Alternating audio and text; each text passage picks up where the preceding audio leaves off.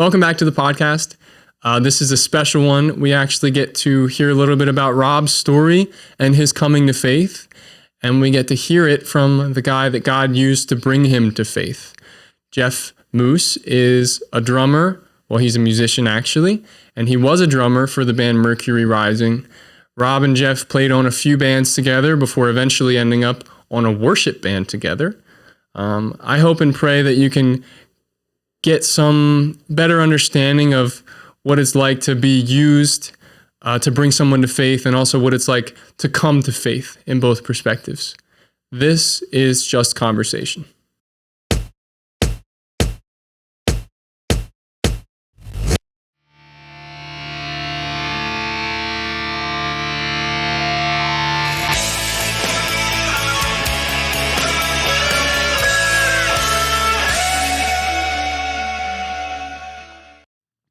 All right, Jeff, welcome to the podcast. It's been a long time coming. I've been waiting for this one for a long time. If you would like to introduce yourself to the people and tell a little bit about yourself. Sure. I'd love to do that. But first of all, I'd like to comment that I thought you had me here so we could both play the intro music together. Apparently, I was mistaken. We can work that out. My name's Jeff Moos. I was born in Philadelphia, grew up on the Eastern Shore. We moved there, Eastern Shore, Maryland. Moved there when I was about 3. I moved up here where I met you and your brother when I was about 26. Met you guys about a year later. Through all that period of time, wasn't much of a school kid. Didn't like it that much. When I got out of school, kind of got interested in music. I guess through most of my life, I've been one of those kind of people who I always maintained a steady job so I could take care of myself, but I wasn't involved in my job as I was whatever band I was in at the time. Mm-hmm. So work was just work, and I worked so I could support my music habit. So, and, on the microphone for me. Oh, I'm sorry. Yeah, I'll do that to you, Lan. I'll do it. You probably had to remind me of that a couple times. That's okay. So, I moved up here to Baltimore. And pretty much the same thing. I moved here just to play music, and we'll get into it later. But after about 10 or 20 years here, I experienced some life changes, and I think that's why we're here. Yeah. So, all these years I've known you, I did not know you were born in Philadelphia. Oh, yeah. Yeah. I always thought you were born on the Eastern Shore. No, my parents moved down there. I guess I was about 3 because I went to kindergarten in Pittsville, which is just outside of Salisbury. Mm. But yeah, I was born in Philly. Wow. That's interesting. Yeah. I cannot believe that there's still things I don't know about you. I just remember little teeny bits as growing up there, but not much. Yeah. One of the cool things, aside from just being lifelong friends, one of the reasons I wanted to have you on, because you were pivotal in where I am today. And we're going to get into that. That is a very, the story's not long, but the time frame was. Right. But I just wanted to start out and just talk about your early life as a Christian, and give a little bit of like a kind of a backstory of like when you became a Christian and how all that was. In the beginning. Right. Yeah, that's kind of an interesting, and like I said, I'm sure we'll get into that a little bit later too. I got saved when I was 8 years old. Dealt with it for a while, just as a kid. It's always difficult when you're trying to portray that life and give that message when you're in school with a worldly bunch of other friends. Mm-hmm. So it's very difficult, especially at that young of age. You don't really have that much confidence. So, long story short, I guess, as I got older, by the time I got to be preteens, 11, 12, 13, I just started straying away from it and started getting in trouble. Pretty much the prodigal son story that everybody has in a lot of respects. Not everybody, but a lot of us. You know that story. Mm. But so like I said, I was involved in a lot of music, a lot of secular music. And eventually, as I got older, there came a time where God was like, okay, enough's enough. You belong to me, and I'm trying to get you back. So any number of things happened. Obviously, probably not very good things because God was trying to get my attention. So I guess what I was 45 maybe when I was in a lot of trouble, and because of my childhood raising and because I was a Christian in the first place, I knew what I had to do and knew where I had to turn. Mm-hmm. Always knew that for the most part. It's just when you're in that rebel stage, it's like I knew I believed in God and I knew I was saved. And my faith was in Jesus, but I'd just become that prodigal who had ran away. Mm-hmm. And it took a while to get back to it. But I always look, when I was young, my mom forced me to go to church every Sunday night and Wednesday nights. And I just think about that because I strayed away for so long.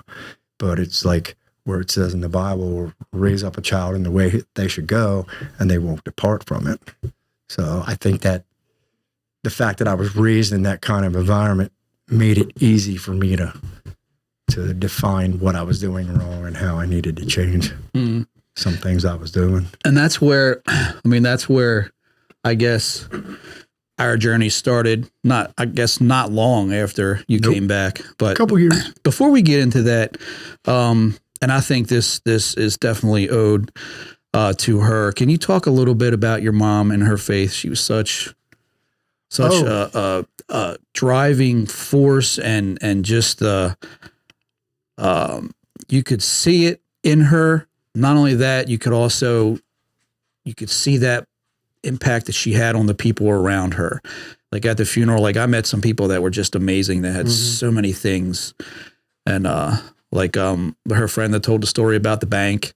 Oh yeah. I mean, she was just an amazing woman. So you just kind of go into a little bit about like her and her influence on you. Yeah, well, she was raised on Tillman Island, in a fairly strict religious home and atmosphere. But the only thing I can tell you, as far as what I know in her influences from any time I can remember, Sunday mornings, whether I wanted to get out of bed or not, or had an excuse or wanted to complain about it, she's like, you get out of bed. She had to. She'd pull me out of bed. But she's like, it's Sunday morning. We're going to church. And I never really had a choice in the matter. I didn't like it at the time, but I know now that what she was doing and why she was doing it.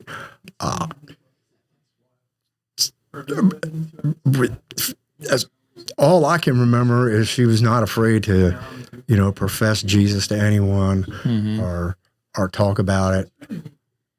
She was just, I don't know, she was my mom, so she was still my mom, but all of my sisters-in-law and my brothers, my half-brothers, they were always like, your mom is just a saint.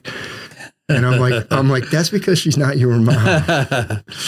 But yeah, she was a really good person. And as she got older, you heard some of the testimonies at the memorial where she would talk to anybody about Jesus, and people in the store, people at the bank, people anywhere.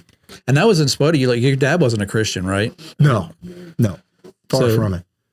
She just carried or that. At least I'll say it this way. He certainly didn't live a Christian lifestyle.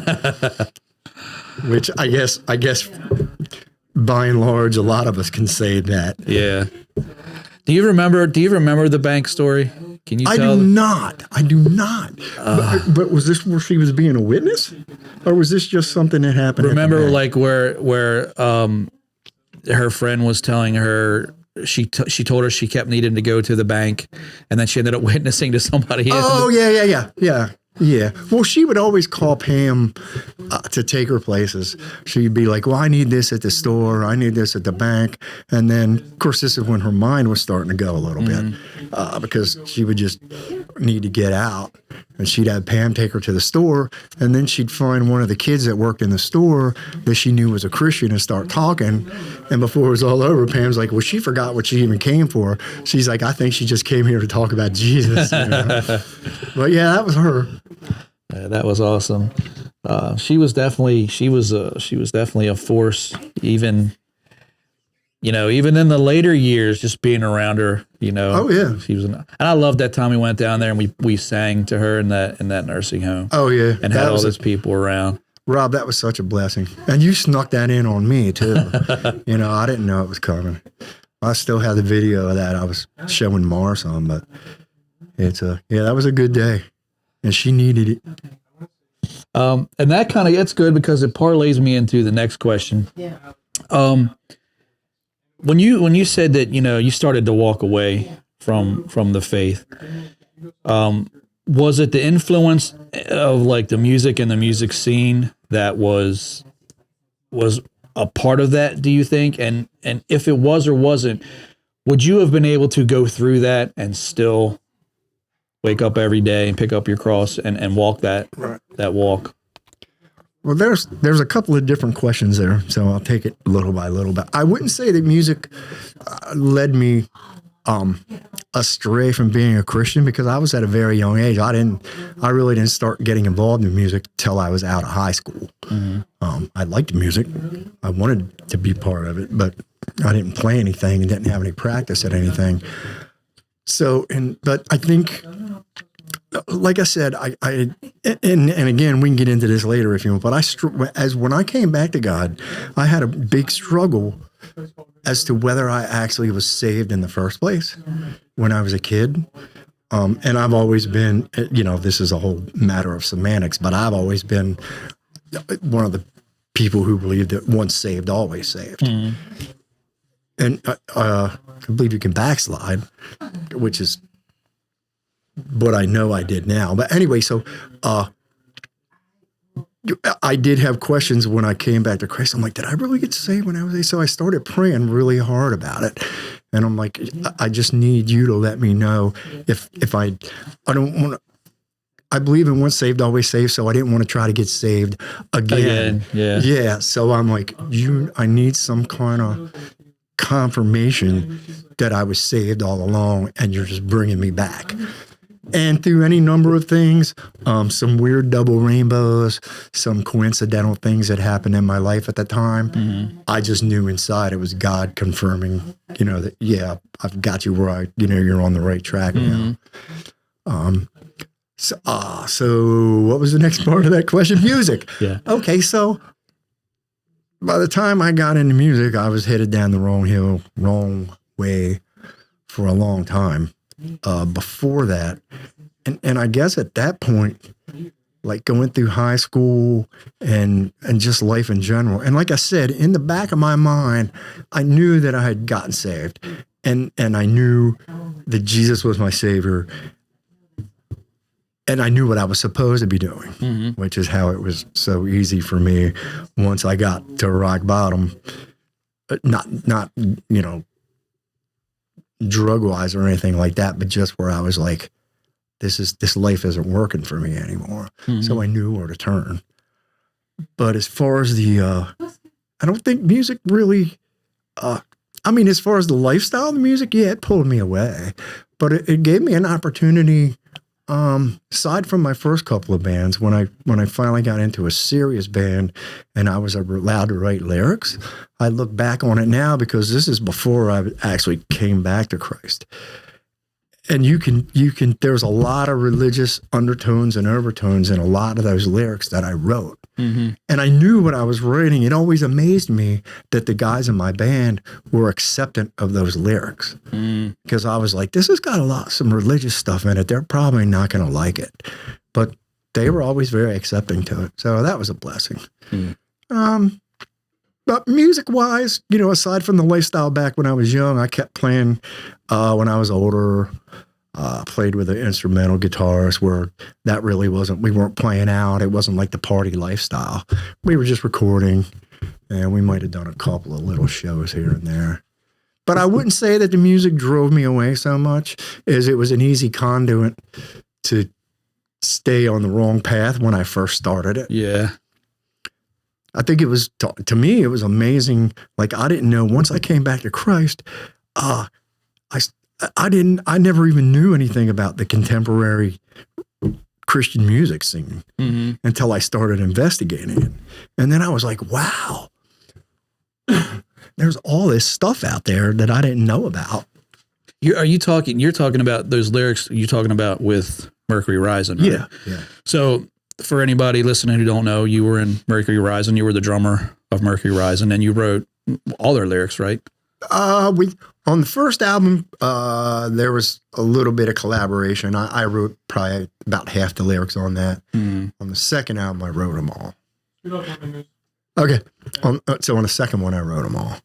But yeah, I think it got to the point where I was so excited when we got a song done, I would come home and immediately start writing lyrics. And Chris was one of the main lyric writers, but it took him forever. He wrote good lyrics, but I was peeling them out so fast. I think that finally Chris just gave up and said, "All right, because we did an interview for the second album in the studio with a crew from Europe, and Chris was like, he's the wordsmith." He like totally gave up on it. But yeah, there was a lot of Christian undertones and overtones, like I said, that kind of bled through. And you guys had a decent following here, but you had a pretty big following overseas too, right? Oh, we had a bigger following overseas than we did here. You never ended up touring over there, did you? No. We don't want to go into that.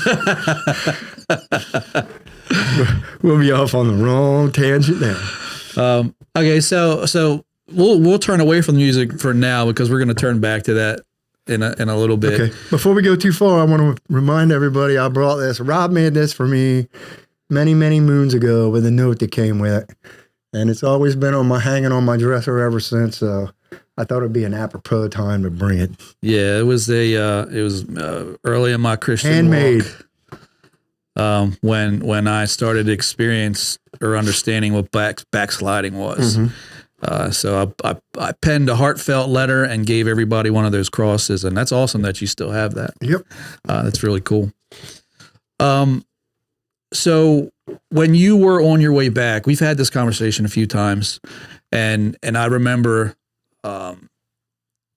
slightly seeing that every time I saw you, things were changing. But can you go into, I remember you said there was kind of like a sequence of events that were proofs that were happening in that time when it was like a God show me when you were coming back. Oh yeah. Well, my struggle was because I had lived the way I had lived so long. My struggle was in my head was, did you really get saved when you were 8? Because if you did, how did all this transpire?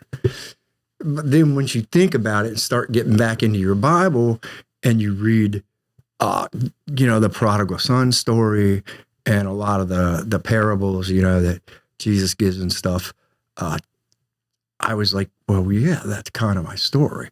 But back to the point, yeah, I struggled with it. I was like, did I really get saved when I was 8?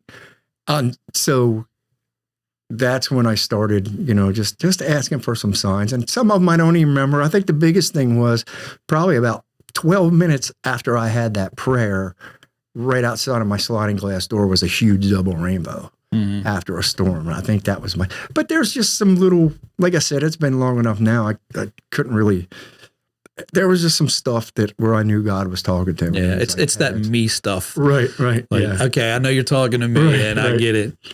And that's when getting towards the when I become a part of that. But like I said, I remember we used to have those big cookouts, 2 or 3 times a summer, 4 times a summer, where everybody would get together. And this was before I was saved, before anybody in our group, I guess, was saved. And we had, just for explanation to the audience, you have a bunch of friends when you grow up, and there's usually 2 or 3 of you that are close. But we had 15, 20 people that were the close group. I still have that picture we took in front of your garage. Yeah. Yep. So we were all like that. We were all close, always hanging out. And then I remember when you were in that phase and you were coming up, you would mention little things, not nothing bold or, not trying to, Bible thump anybody, but there was just something a little different about you. Each time we did that, there was something a little more different about you. And I remember I mean, I think we even poked fun at it. You know, once we started really noticing it, we started poking fun at it a little bit, like, you know, hold on. And this is why I believe 100% God chose you for me in my walk. I am very untrustworthy. Trusting. Untrusting. Let me rephrase that. I'm very untrusting. And one of my big things, and I don't know if you remember this or not, was being a hypocrite for me. Like, and I'm getting a little bit of ahead of myself, but Right. I didn't want to, you know, growing up Catholic, you know, I left that once I hit 9th grade. I hit the world. That was the end of God as far as I was concerned. And then when, man, I just had a senior moment. Yeah. I forgot what I was going to say. Give it another 10 years. Good thing we can edit this out. It happened more often than you think. Oh yeah. What? Oh, trust me. What was the path I was on? Tomorrow, Marlise will be like, "Oh yeah, that was a really cool podcast you did." I'm like, What I podcast? did what? It's with me. I think the problem is with me is like I'll look at something and it'll draw my attention and then it's gone. Yep. It's gone. Yep. You were talking about Jeff is the perfect guy to because you were skeptical and you were worried about being a hypocrite. Okay. And you were talking about being Catholic, 9th grade, you left the world. Okay. I think the part I remember is where he said he was untrustworthy. Yeah. Yeah. That's But he wasn't lying. so yeah, the part about like being a hypocrite with me, I knew people who did what we did on Saturday and went to church on Sunday, and to me, in my eyes, was like, no, you know. And granted, at that point, I didn't understand the process, you know, sanctification. You look at it as in, oh, well, if you are this, then you are this. Right. You're not this and this. So, and that's when I started. So I was put off with all of that anyway. Anybody who was going to come to my house and hang out and we're going to do the things we were doing. And then you were going there the next day. To me, that was, you know, being a hypocrite. Right. But you never kind of forced that upon any of us, you know, and I think especially because that was still early back when you were coming back and finding your faith again. But that's where, I don't know. I think it was that time frame when I started to feel that there was something missing. Right. I had everything I wanted. I've said this many times. I have, you know, nice house, toys, friends, family, wife, everything. Had, you know, decent job, money, had everything. You know, we hung out every weekend. We did all of that. But there ended up being something missing. And it's funny that I felt that, right, God? It's funny that I felt that in the same time frame when the person who would eventually become, you know, the person who I tormented for years about Christ was the only way that I believe he knew I would come. Are you talking about me? Yeah. I don't recall you tormenting me. Well, we'll get into okay. We'll get into our, You're talking our about 2-year conversation. Okay, all right. That was torment. Yeah, we definitely got to address that. But so I think I believe that, you know, we all have our own paths to Christ, and I had opportunities to come to him, and I don't know. I don't want to say they weren't real, but I know you've heard the story about the woman, you know, at the pawn shop with the ring. You know, she wouldn't buy it unless I said the sinner's prayer, and you know, and then I did it and walked out, and I just wanted to sell the ring. I didn't care about that. But so I think with everything that we've been through, I could look in a mirror and see you where you were and realize I can be there too. Because that would have been my biggest downfall, is the fact that everything that I've done up to that point, regardless of repentance, any belief system I had, that the mountain grew so big with all of the bad things that there was no way for redemption. And that's a scary thought that I know a lot of people have. And I think it's a lot of why people have apprehension. And the fact that that he brought you back in the same time frame that I started having these weird, questions. And then I was able to approach the only person who would have been able to influence me that I would trust, Well, this might come as a surprise to you, but God has a plan. Yeah. And before we get too far, I want to go back to what you said about not forcing it on anybody. Mm-hmm. And just the way I see it now, or I guess the way I've always seen it, you can't force that on anybody. Mm-hmm. And that's not what Jesus asked us to do. He just asked us to be a witness and be his hands and feet.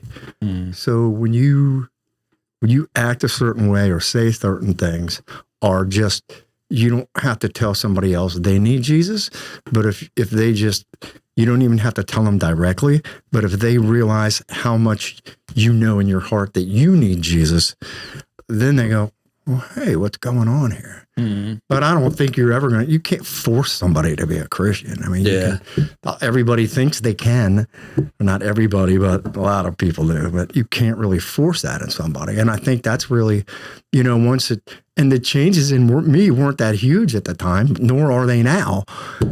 But you noticed something and you just started asking questions. Mm-hmm. And that's it. Like, you didn't impose that. No, and I didn't see it as torture either. You're like, and what was it? How did you describe that over the texting? Anyway, I always saw it as an opportunity. And like I said, I always waited for your next question. Because normally you would text me and go, yeah, well, if that's true, what about this? How can a Christian do this? Or how does this work? And we'd have a little discussion, and then I'd just let it go. And I'd wait, and I was like, I could tell you were interested. So it was like, give it another day or two, and I'd get a text from you going, okay, well, what about this? And I just answered it to the best of my ability. That I think that's the way you do it. If you try to live as best an example, or even, let's face it, I'm not a very good example. After all this time, I'm still not that great of an example. But if you just leave little spaces open for people who want the questions answered to ask the questions to the point where you can answer them, to me, that's always been the best way for me to go. Well, no one can come to me unless the Father who sent me draws him. That's what you're talking about. Right. Yep. Yeah, and so even like in that time, were you prepared? Like when you were going through that, like we went through a time of 2 years. Yeah. We can look back on Messenger, and it was 2 years. And I pull that up every now and then and just look. And I berated you with question after question after question. And sometimes I wasn't very accepting of the answer, right? Because that just prompted another question. Mm-hmm. Were you prepared for that? Like here you are coming back in your faith, and you already have your foundation, and you know what's going on. I could imagine. I mean, I don't see that being a typical thing. Like as long as that was like, were you prepared? And was there any point in there when you were like, man?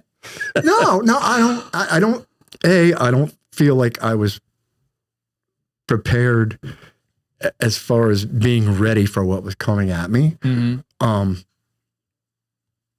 The reason it wasn't painful to me and the reason it went the way it did, I think, was because we were such good friends in the first place. But I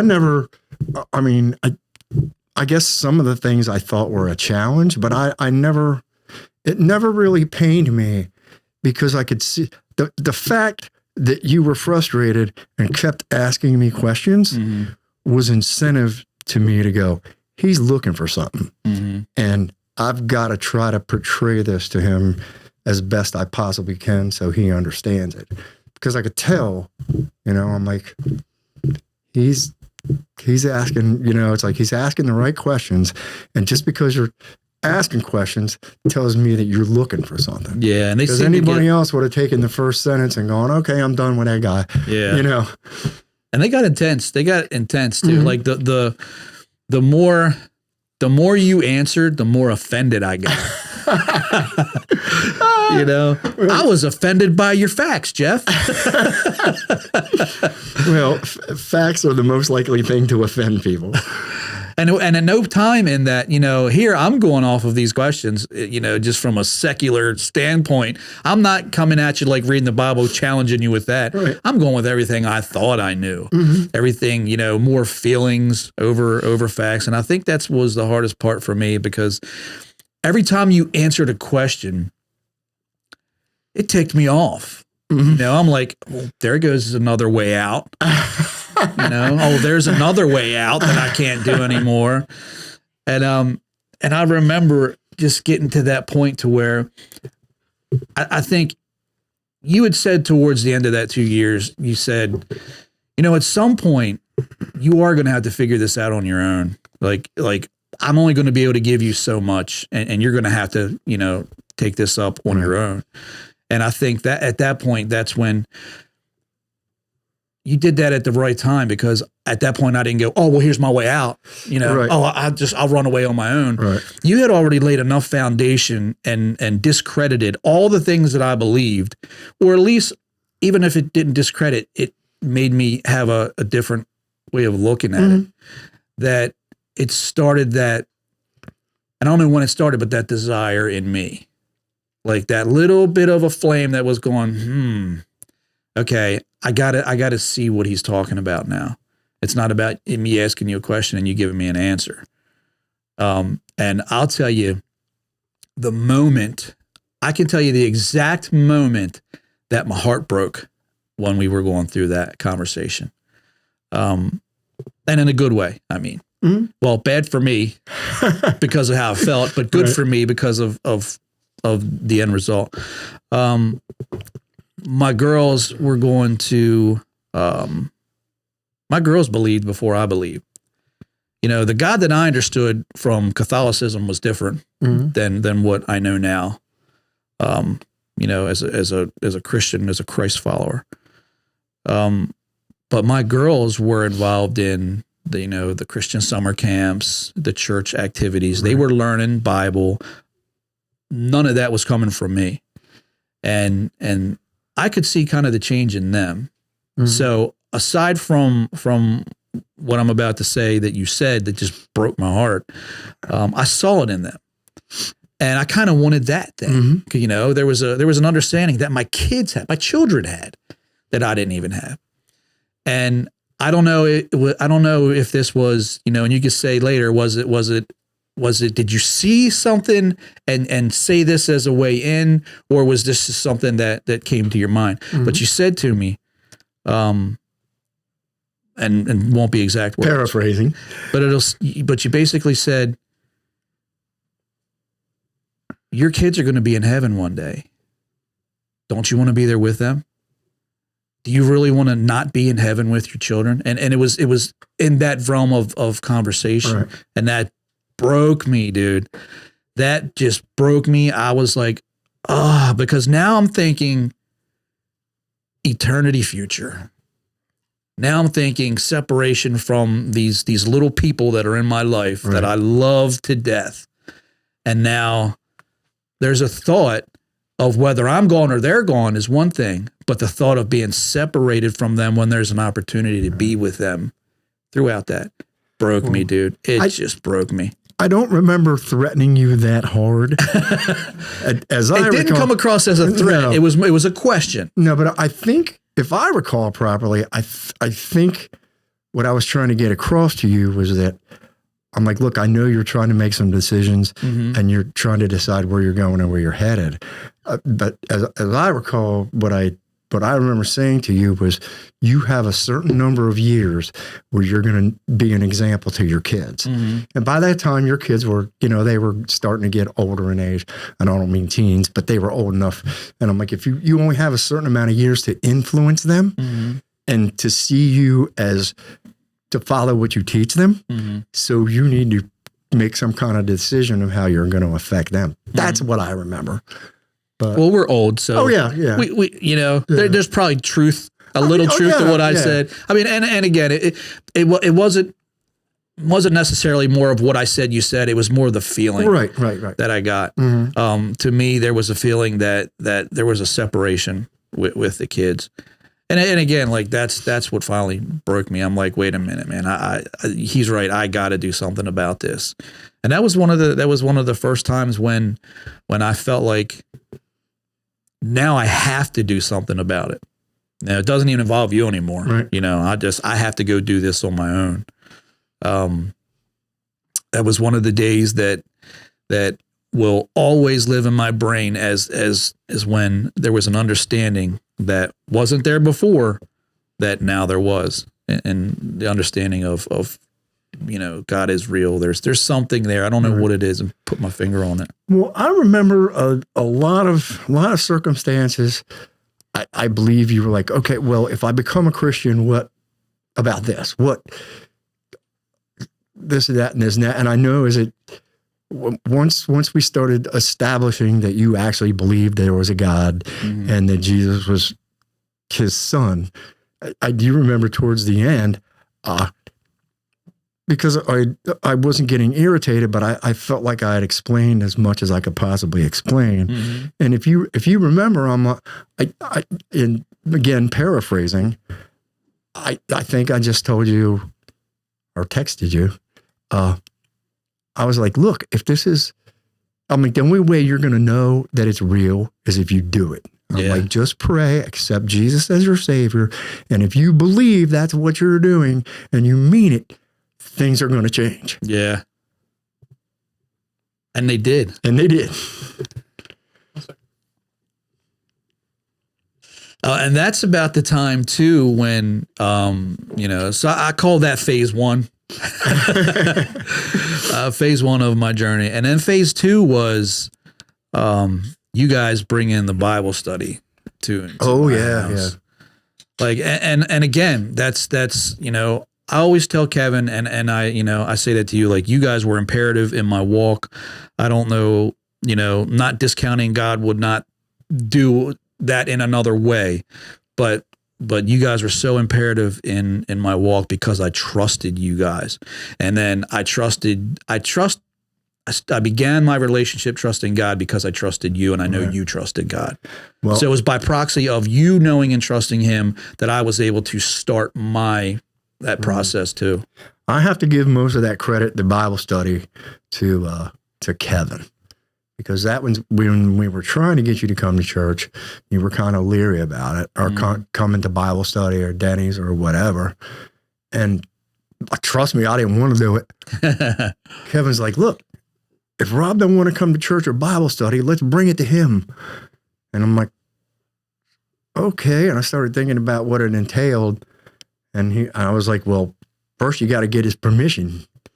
And you were like, okay.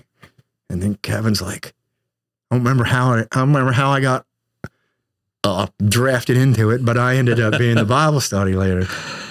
And I can remember I was trying to figure out how to do it, and I ended up, because we were doing John. We started in John. And so I was using some John Piper sermons that I printed out as kind of my skeleton of what I was making the Bible studies about. So, because he had a lot more better take on what it was saying than I did, you know, as a pastor. So that helped. It worked out. But most of that, I got to give, it was never my idea to come here and have a Bible study. Kevin pulled me aside and said, hey, if he's not coming to us, let's go to him. And I was like, all right. Well, and again, I don't think you guys will understand like how important that ended up being. But those were good Bible studies. Yeah. The lightning in the bottle. I mean, I totally believe that. But the funny thing is, when I forget who said that, I forget which one of you had asked me first. I don't know if it was you or if it was Kevin. But truth be told, and to be honest, I only said yes to that because I wanted to hang out with my buds more. Because the first time you guys had come up, we were outside swimming in the pool. Like it was like, we were all there, and I was like, okay, this is going to be cool because now I can have my buds up and we can hang out. And it wasn't until no. This isn't hangout time. Right. This is let's open this book here and get started. And it was funny how that took off. Well, the biggest memory I have of that was after the very first Bible study, and we had headed. I don't want to get off on a tangent, but I remember we started talking to people about it, and a lot more people. Some of them didn't make it that night. Some of them did. Like I remember asking Beth. Yeah. And Matt said he wanted to come. Mercy. And I remember talking to Kevin. I'm like, uh-oh, Matt's coming. You know, like how? And of course, then I was getting nervous because I know it's going to be Matt. But no. I remember after the Bible study, your comment to all of us was, in this Bible study, I learned more about the Bible and Jesus than I ever learned my entire life in Catholic church. Yep. And I just remember you saying that, and I'm like, well, we must have done something right. Yeah, that was an awesome study, and it was. Here's the weird thing: it was good and bad, but bad in a good way for me. It was good because, and this is funny. Like I remember, Bible study be like, okay, well, we're going to read, chapters 1 through 10. I mean, verses 1 through 10, John 1. So we're like, okay, and with the first couple weeks, we were going through it, and I was so I was so out of sorts because I'm like, I remember, telling everybody, because I didn't realize, what Bible study was. Mm-hmm. So we're just kind of just moving along at this pace. Right. And I'm like, yeah, man, I done read John 3 and John 4. Like I did something, I'm in this book study, like I'm way ahead of you guys. And I remember everybody looking at me, just kind of like, yeah, good. Just, think that. But it was, that was my come to Jesus moment was because of that Bible study. Mm. And again, it was a bad and good thing because that's when I had where I believe the start of my testimony that I tell people started from was that, I was reading it and intellectually I was getting the words and understanding it. But, here you guys are talking about all this deep stuff and theology and how it affected you. And I'm just looking around going, are you guys reading the same book I am? Like you guys got a different version or something? And it was like making me mad. And that's what finally, where I had that night where, when everybody left, it was a few months in and I was sitting on the couch and Renee was like, what's wrong? And I just broke down crying. I was like, I don't get it. I thought, I'm not going to heaven. I'm giving up. I'm too bad. Everybody in this room has all this stuff and I don't have anything. Now I bawled my eyes out and she just, she tried to console me. She was just like, you'll get it. You'll get it. I'm like, no, my past is done caught up with me. And that's, that was the start of it when God was like, nah, I think it's time now. I'm going to let you know I got you. Right. And then from that on, everything had changed. And that prompted me coming to church, which I think Captivate was a great start. Oh, yeah. Everything fit in what I could say in my journey. Everything was perfect for that. And it's funny because tell how we ended up there. Because you started that whole thing. How? What do you mean we? How we all ended up at Captivate. You mean? But you started the journey first. Oh yeah. And I think even before you started coming, like I was still talking to you, texting with you about the whole thing. Mm-hmm. And have you interviewed Kevin? No. Nothing? Okay. Not yet. So he called me, I guess it was a Friday or Saturday. It must have been a Saturday. I don't know. It wasn't too long before Sunday, but he had called me and I knew he was going through some stuff. I didn't know how bad it was, but he asked me, he said, hey, would you mind if I came to your church tomorrow? Mm-hmm. And I'm like, it's not up to me. I'm like, you don't have to have my permission to come to church. And I just remember that Sunday, I was so happy that he was coming.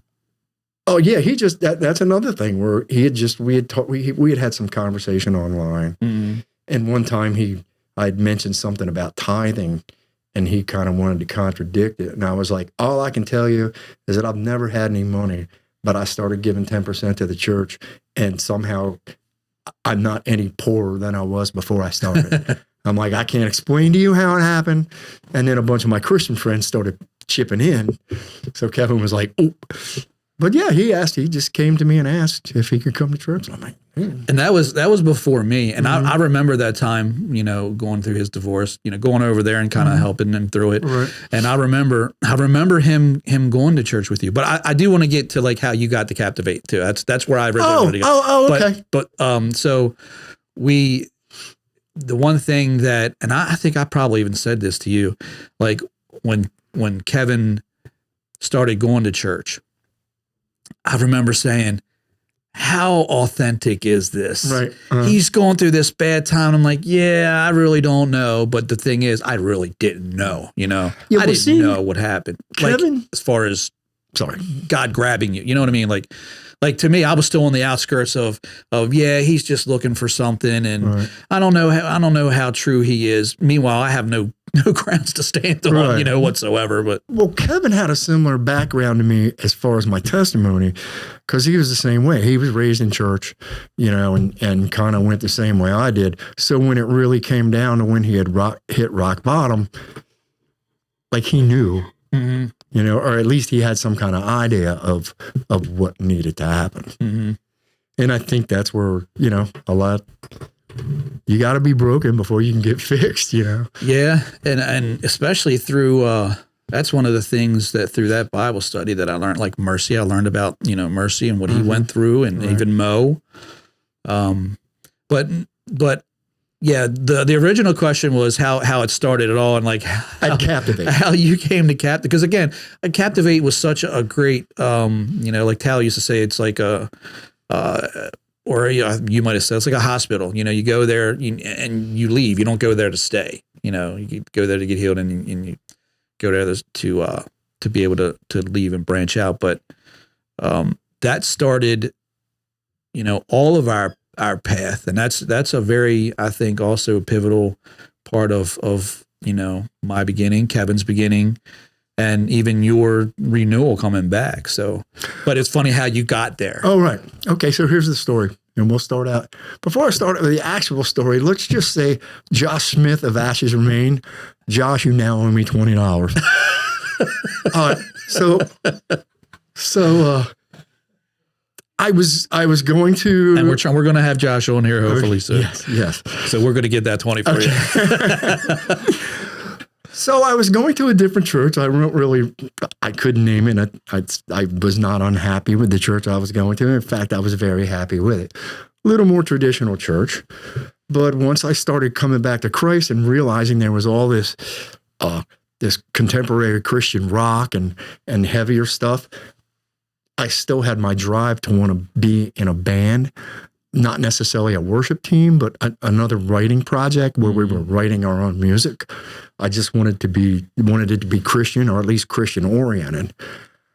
And through an advertisement on the radio, I found out that Josh from Ashes Remain was the worship leader at Captivate. So I just decided I was going to roll down there one day. My thought was, okay, well, Josh is in a band, but if he's leading worship there, there's probably a bunch of other people who are the same as him, and maybe I can try to put a band together. Mm-hmm. Well, that's not how it worked out. That was an interesting, it was nothing like that as far as the people that went there. Great people, but it wasn't like theirs. I just pictured a bunch of, musicians, and it's like, yeah, that's not how it's going to happen. But once I got there, the first Sunday I went, and it was in a high school auditorium is where they were meeting at the time. And you know how Captivate is. I rolled in there in a 3-piece suit, tie. Everybody's looking at me like I was out of my mind. And I remember Val saying at the time, she didn't say it to me, but she's like, yeah, I remember that first Sunday you showed up in a suit. She's like, I just looked at Maurice and said, he'll change. But the first time I heard Pastor Talley preach, it was so good.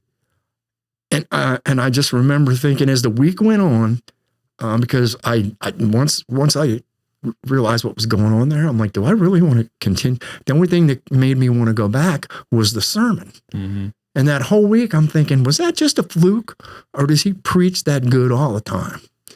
So the second Sunday came along, I had to go back, and it was just as good as the first one. And I was like, I just felt at that point, I felt like God was saying,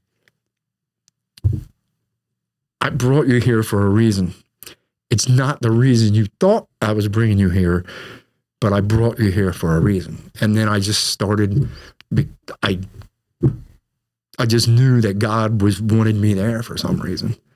And yeah, those were good years. Those were good years at Captivate. Learned a lot. Got sucked into worship involuntarily. Hey, I know that feeling.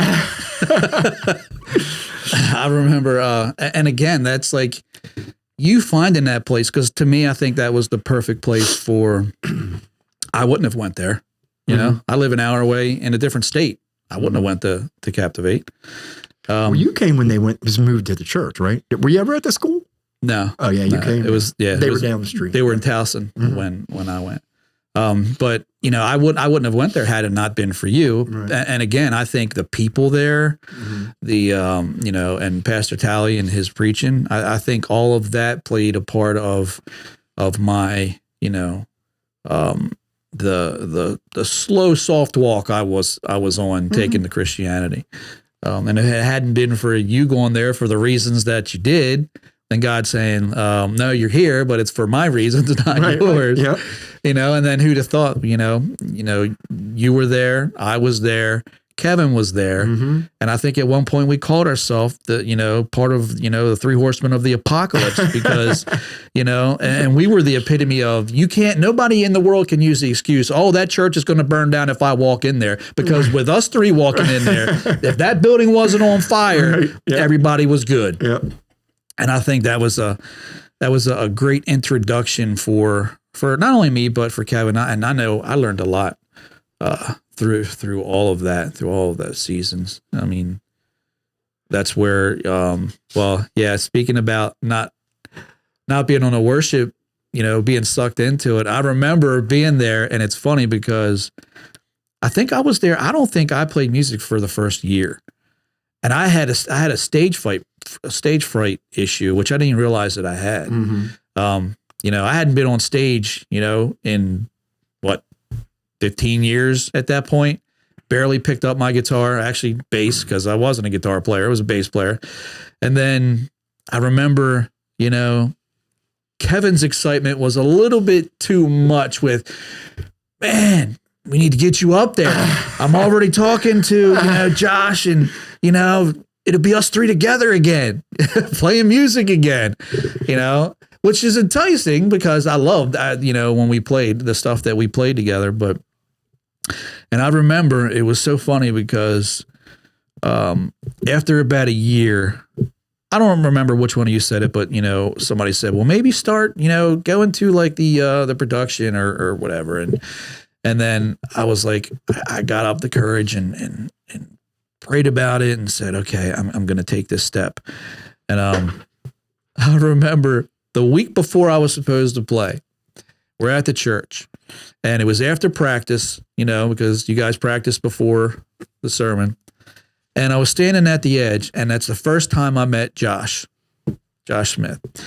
And he said, hey, how you doing? He said, you know, I hear you're, you know, the new member. And I'm like, yeah. He's like, he said, what do you play?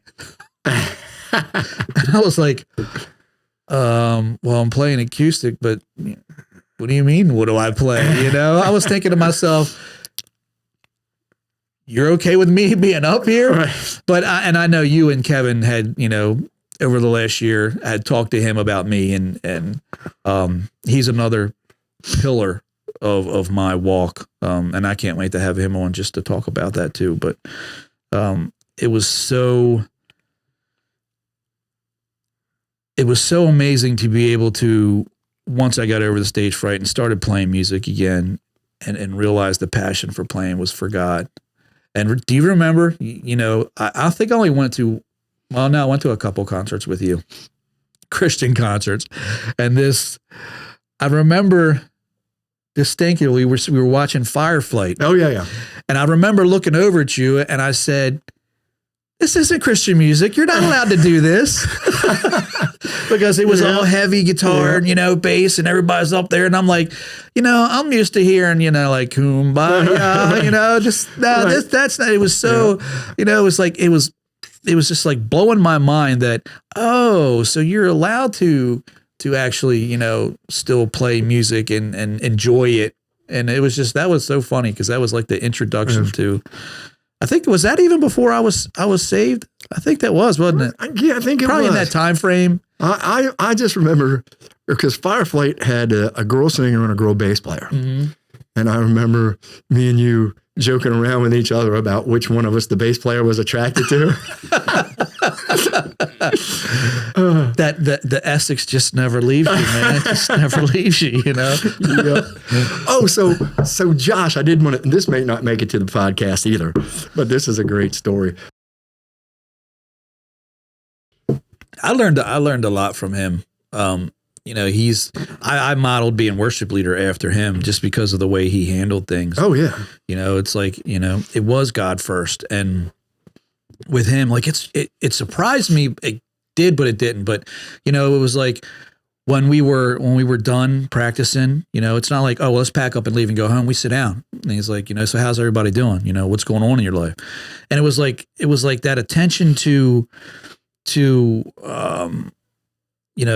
everybody individual and what's going on in your lives. It's like he was living the word, he actually cared, and it looked like he cared. And I learned so much from just that aspect outside of, how he did with inside of the band and where there wasn't argument. He didn't let things, get out of hand. I remember there was an argument one time with, somebody on stage and the sound guy, and like the sound guy started getting heated. Josh was like, whoa, hold on. This isn't how we do things. Right. Let's settle this, and boom, everything just kind of dropped and just, so yeah, he was a great role model into that. And, and he was good. He had a great way of explaining, if he needed you to do something in your particular, whether you're the drummer or the bass player or singer or whatever, he knew the lingo, how to communicate with you in a manner that you could understand what he wanted from you. mm-hmm. A lot of people don't have that gift. I certainly don't. But Josh just had a way of going. I remember once he told me, he's like, if you ever get confused, he's like, it's Christian music. He's like, if you ever get confused, he's like, my motto always is, he's like, as a drummer, he says, when in doubt, think Nickelback. 4 on the floor, right? That's awesome. Yeah. Hopefully Josh sees this and it prompts him to book a date with us to get him on here. Tell him to bring his $20. We're going to get that $20 from him. So going through all that and going back a little bit to like what you went through with me, what would you say to anybody who is dealing with something like that? Because a lot of times, when we get to the stage to where we can actually speak into somebody's life, it's not easy.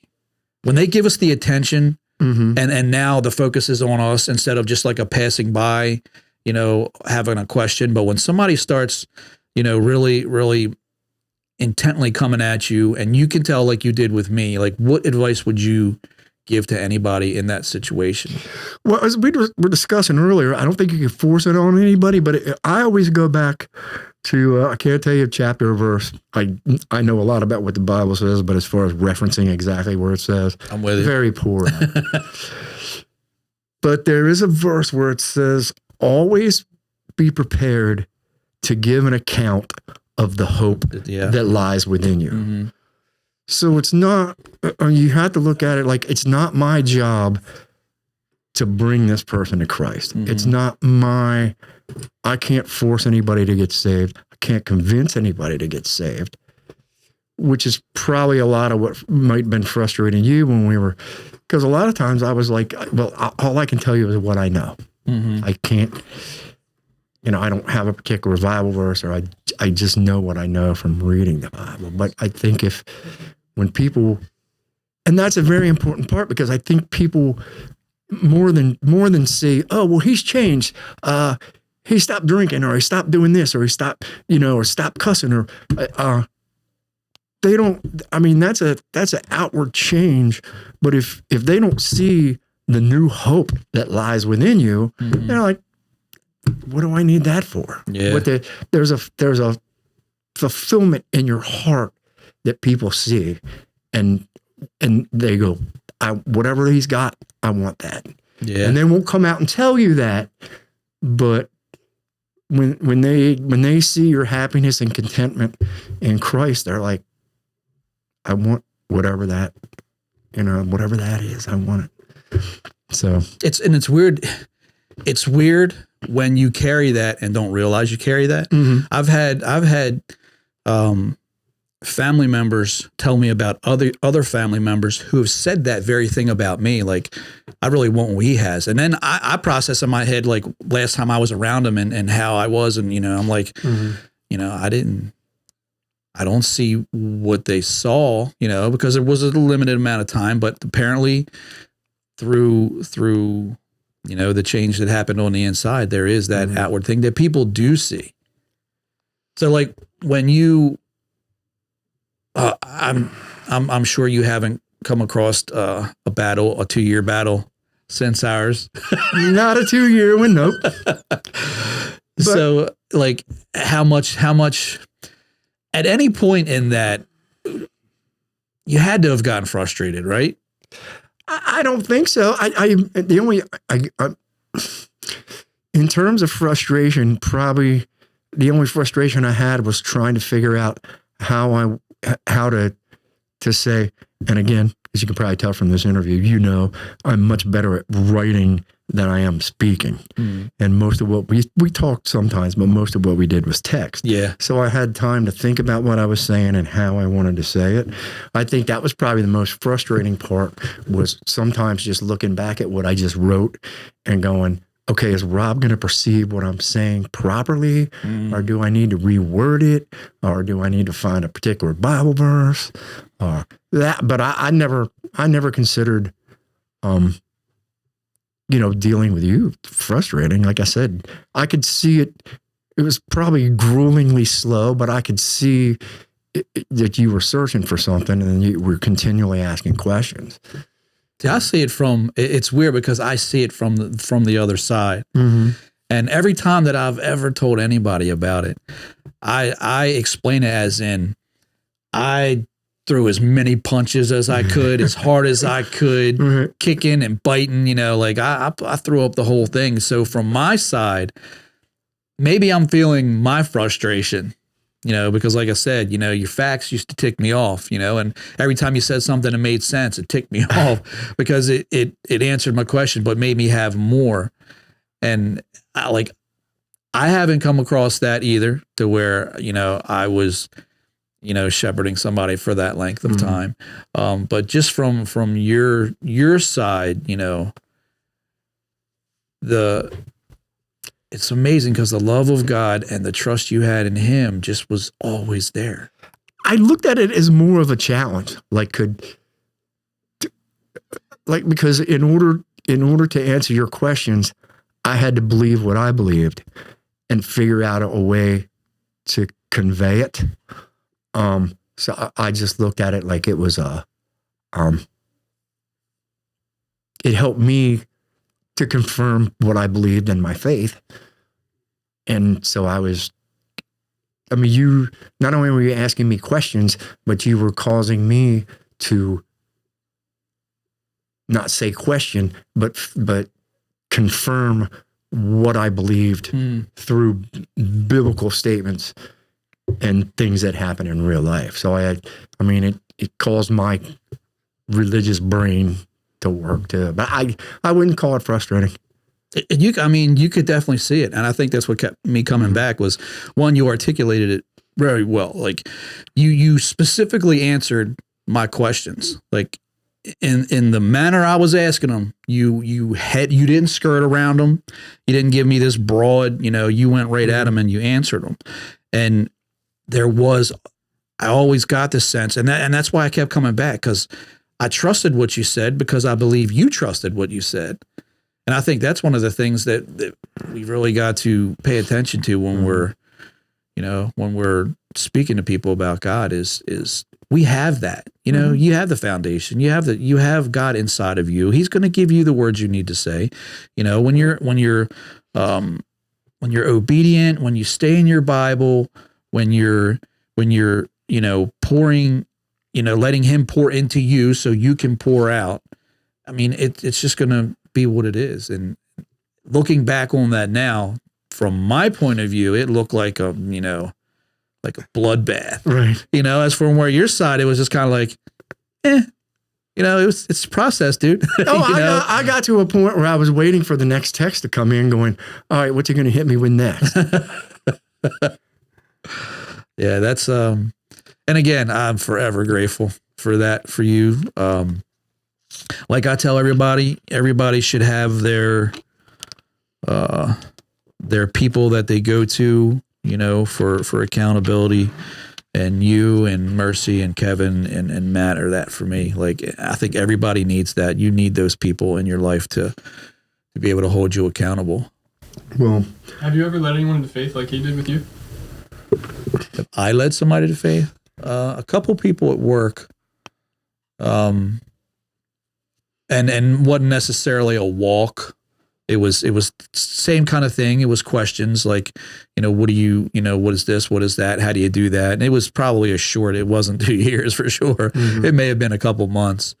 And hopefully I've influenced people outside of that I didn't realize, that I did. Just hopefully I can live the example. First and foremost, I hope in my home. I hope my children understand that, when I go and somebody's up there, talking about me, I pray the first thing they say is, my father loved God, right. Mm-hmm. And then he loved me enough to allow that to be in our home. Mm-hmm. So that's one of the things that I strive for. Yep. Well, that's what it's about.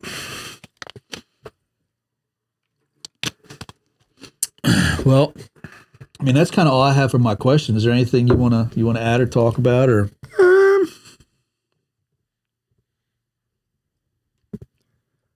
Not necessarily imperative. I just anybody out there who's still in that frame of mind where they're not sure or they're on the fence, or you just at some point, and like I said to you, if you believe that God is God and Jesus is the Son of God and the Trinity is the Trinity, 3 in 1, if you believe that, but you haven't accepted Jesus, two things are going to happen. You're going to ask Jesus to be your Lord and Savior and come into your heart and be the leader of your life, and nothing's going to happen. Or you're going to do that and find out that it's all for real. But you can't do it unless you're already a believer. And I think anybody who's come to that position and finally accept Christ, Christ is going to start working in you. Mm-hmm. So it's just, that's, if anybody's on the fence or I don't know, find somebody that is a Christian and start asking them questions. It works. Yeah. Yeah. We can verify that.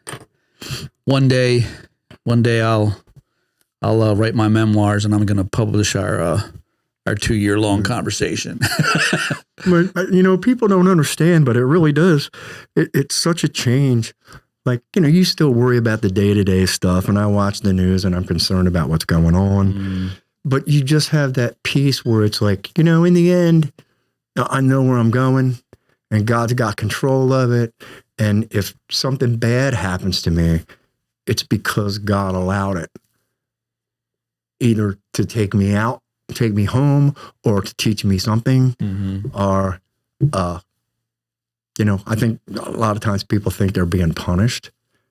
And I will say, God can change things through prayer. But I look at it like, I have a lot of health issues and stuff now. Of course, I'm no spring chicken. But I know for a fact that most of my issues came from my lifestyle for 30 years. So when stuff happens to me, I'm thinking, Lord, would you please take this away? But I'm not going, God, why are you doing this to me? Yeah. I'm like, this is maybe God's letting things happen, but these are the repercussions of what I did when I was younger. I just never thought I was going to live this old. Yeah. But I knew what I was doing to myself. It's not like I was like, well, I didn't know, you know? So. Yeah, I smoked for 30 years and now I have cancer. It's like there's consequences to the things that we do, Christian or not. There's consequences that we're going to face here. And, I don't feel like I'm in a position to go, oh, God, I smoked for 30 years and now I got cancer. Would you please give me a miracle? You can pray that, but it's if he's got a purpose for that, it's going to happen. But I just see it as there's still repercussions in the physical world of. Oh yeah. Right. And I mean, we're in James right now, and what's like verse 2 is count it all joy, through trials that you go through and trials and testing, like God will not tempt us, but he will try us. He will let things happen in our lives to draw us closer to him. And that's as long as we keep that outlook that something we're going through, with me, probably with a lot of new Christians, you think, why is this happening to me? And every now and then, depending on how severe the circumstances is or how long it's going on, that may pop into my head for a second. But now it's, okay, you can sometimes figure out how this happened. What am I missing, God? What do you want me to learn through that? That's where my head is now. Right. What can I take away from this? And once you understand that mindset, it doesn't make the problem any less, but it helps you to work through the problem, and that's where you can feel like, well, he walked through the problem with me. Well, how did he do that? Because, he gave me the peace. He gives me understanding. He gives me guidance. And are all those prevalent all the time? No. Sometimes there's things we won't know. Not until, I have a lot of questions probably that I'm going to be, asking when I'm in front of him one day. Right. But I think that's an important thing that we have to keep in mind is he doesn't do anything to us that is going to drive us away from him. No. But the one thing, at least personally, the one thing I've taken away from it all is, and it happens to most of us, if not all of us. I think we get to a point where, you're doing your devotions and you're reading your Bible every day and you're having a relationship with Jesus. And then something happens where you get out of your Bible reading. And once it happens once, it's easier to, and I personally go through these cycles because I'm pretty much going through it now.